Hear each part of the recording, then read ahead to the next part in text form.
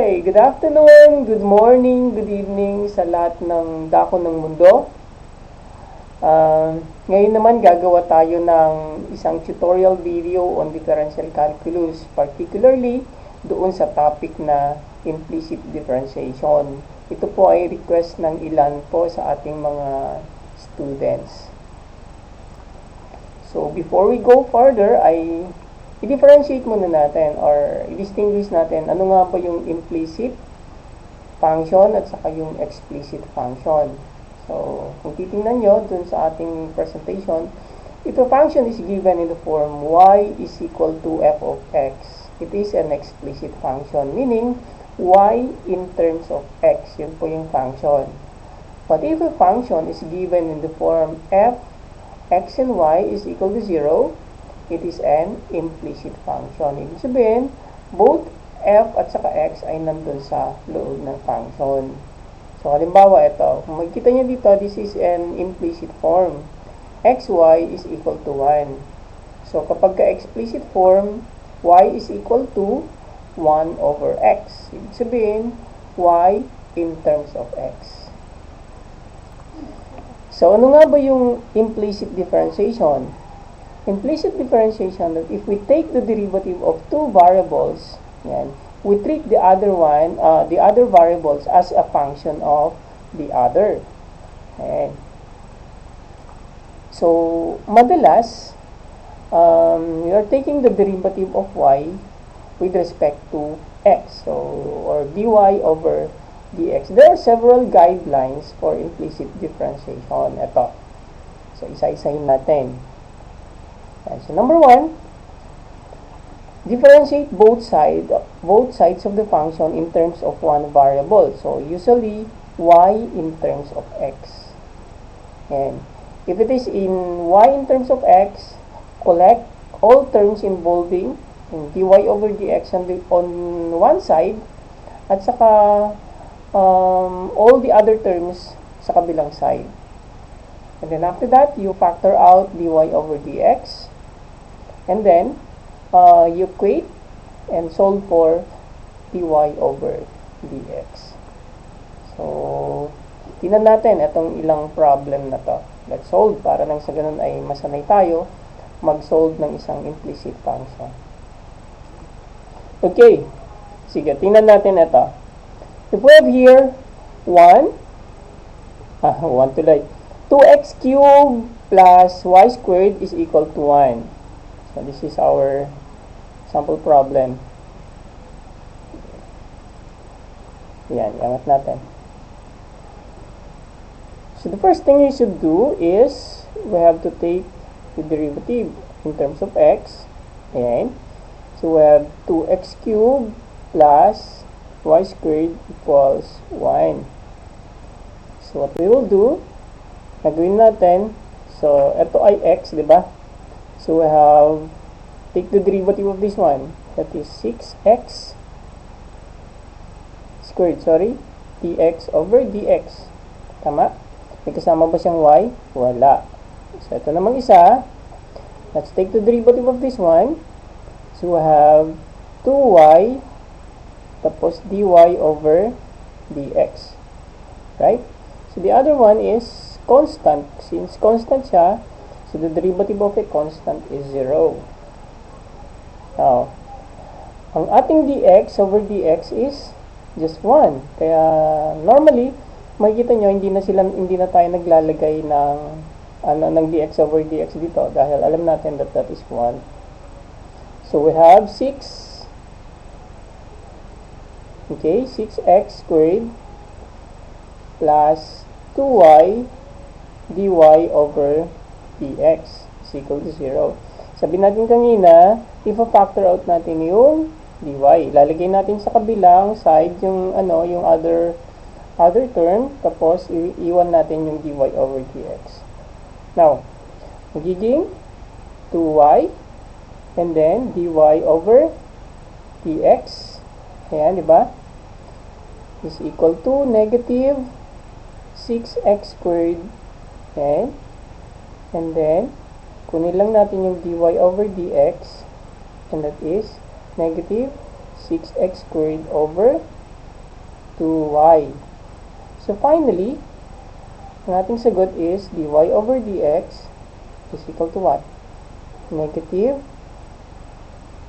3x squared over y. So, ito na yung ating sagot. Yan.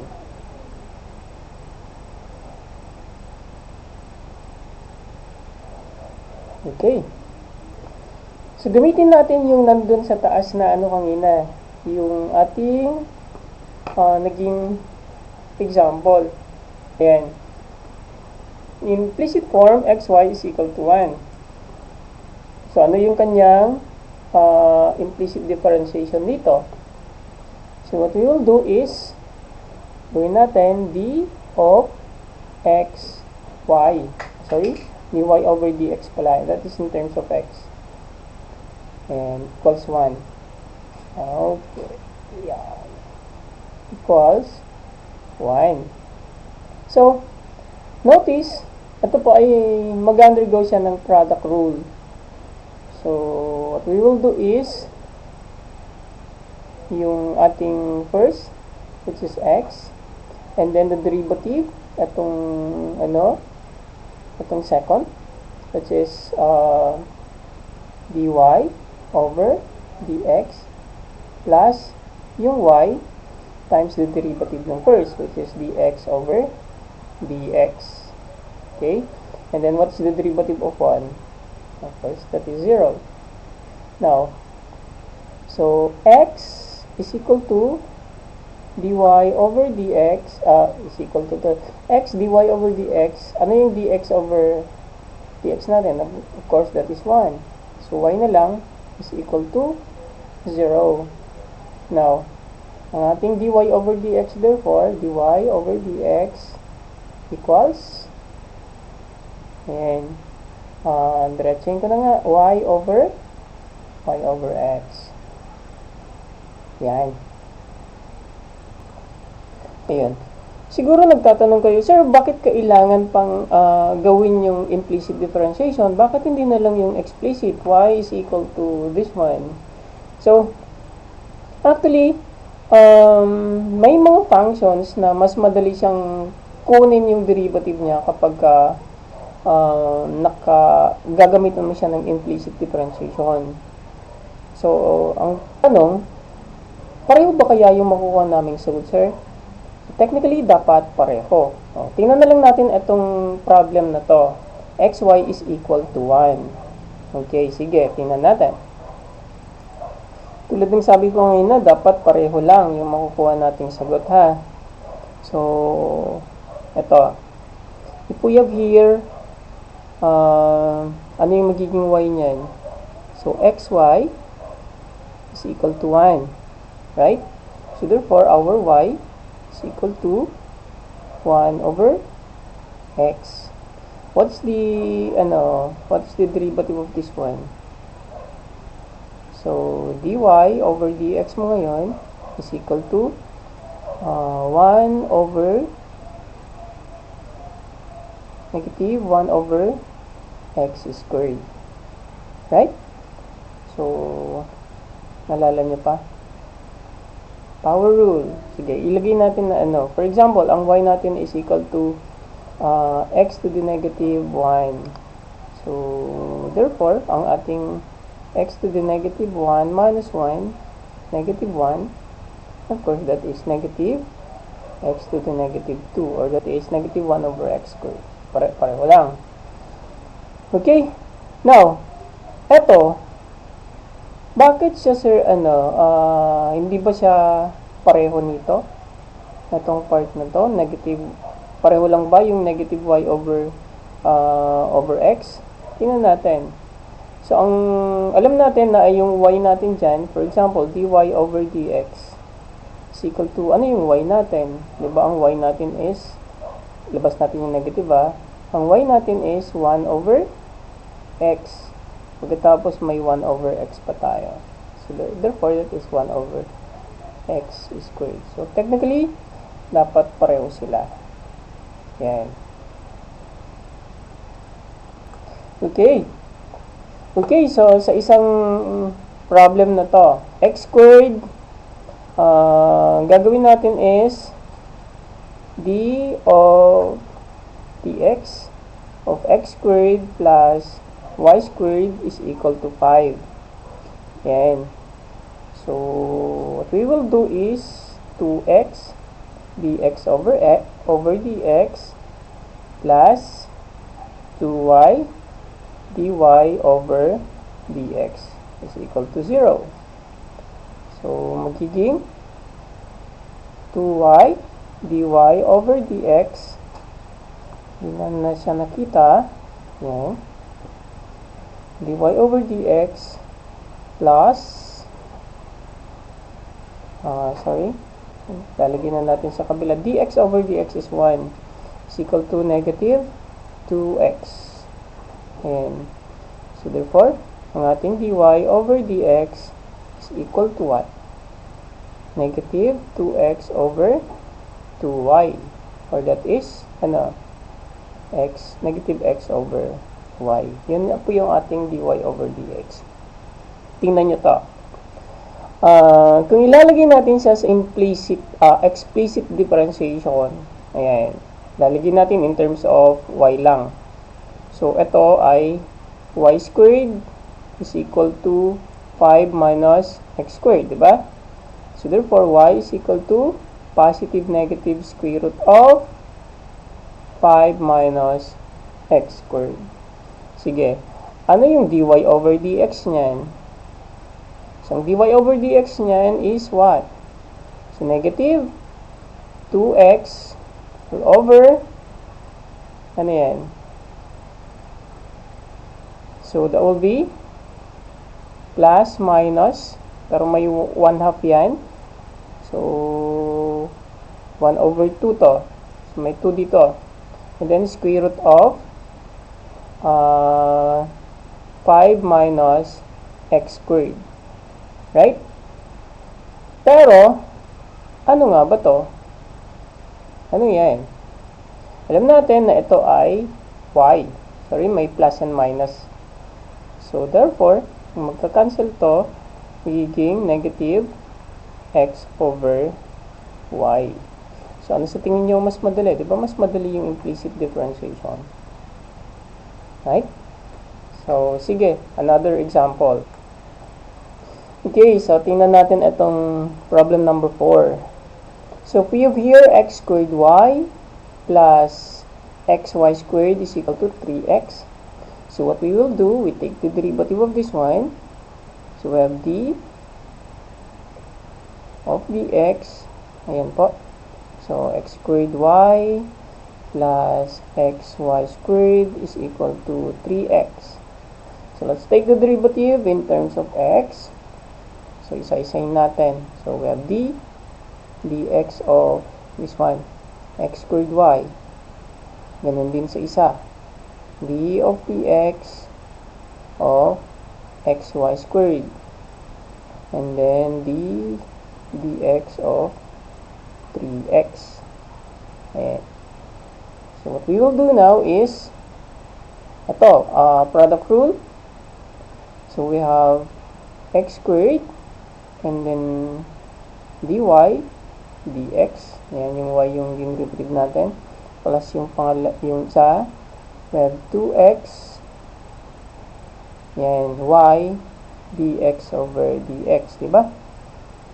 So, the other one also is we have yung 1, tama?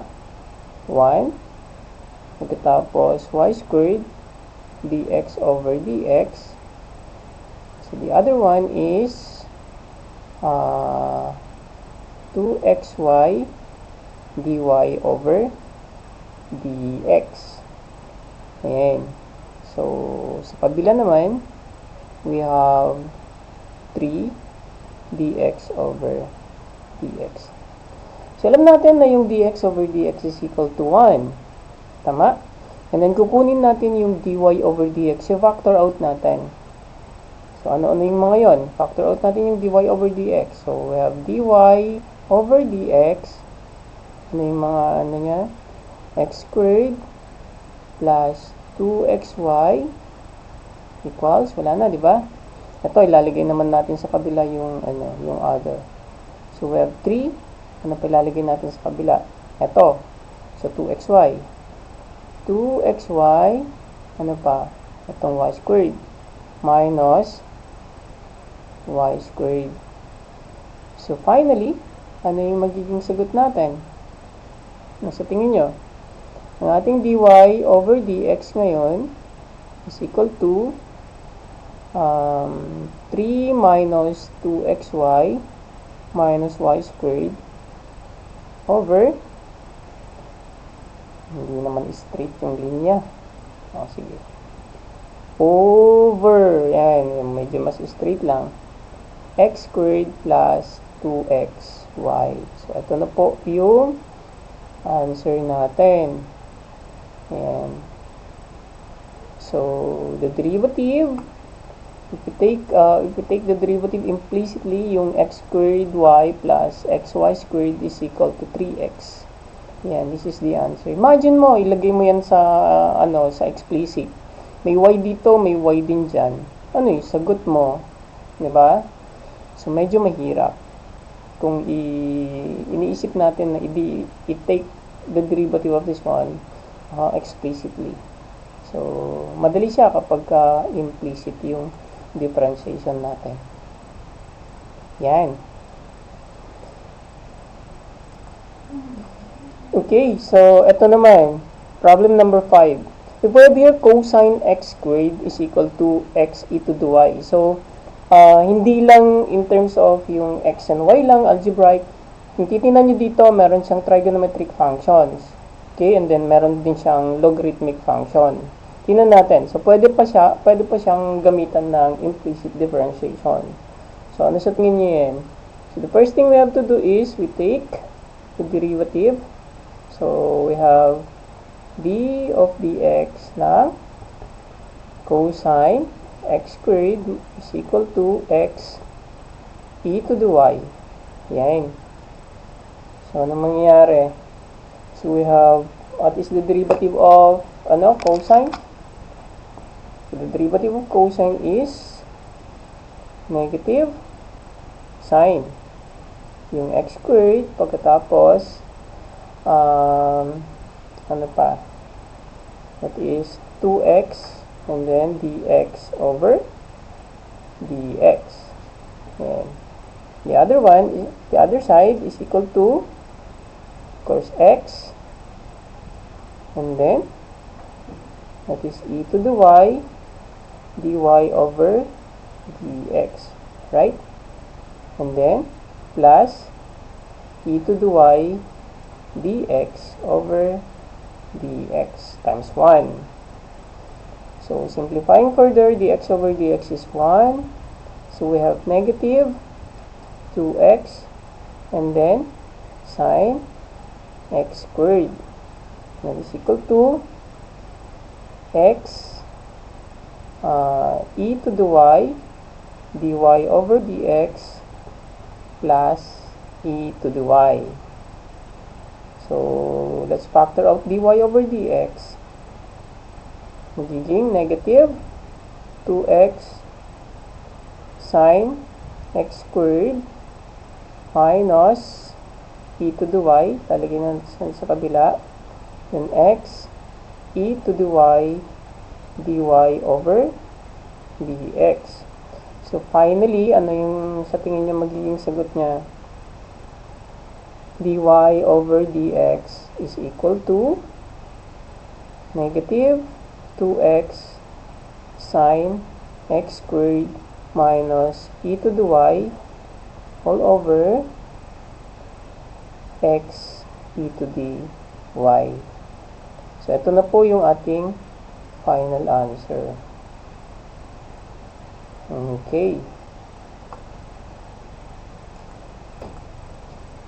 Okay, so let's take a look on this problem number 6.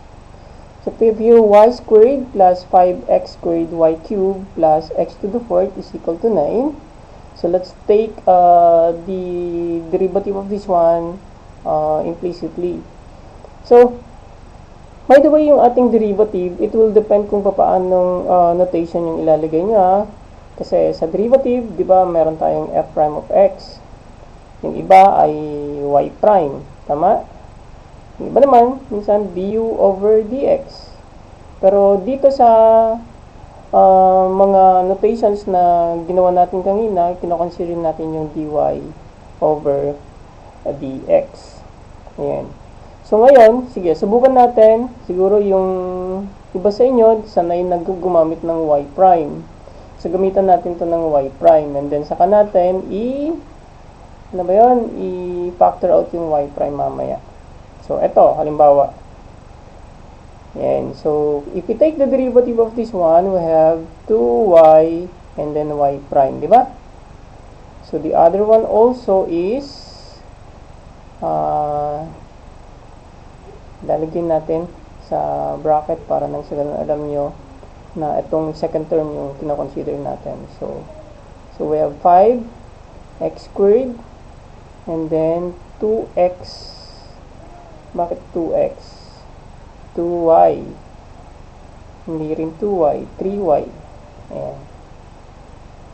3y squared and then y prime. Okay? So, plus 10x y cubed. Okay? Plus 4x cubed. That is equal to, the derivative of 9 is 0. Now, itingnan nyo dito, pa-factor out natin yung y prime. So, our y prime is, we have 2y ano pa, plus 15x squared y squared. Yan. So 15x squared y squared equals, lalagyan na natin sa kabila, we have negative 4x cubed, ayan, minus 10xy cubed. Okay, so finally, ang ating y prime, hindi na natin ito simplify ha.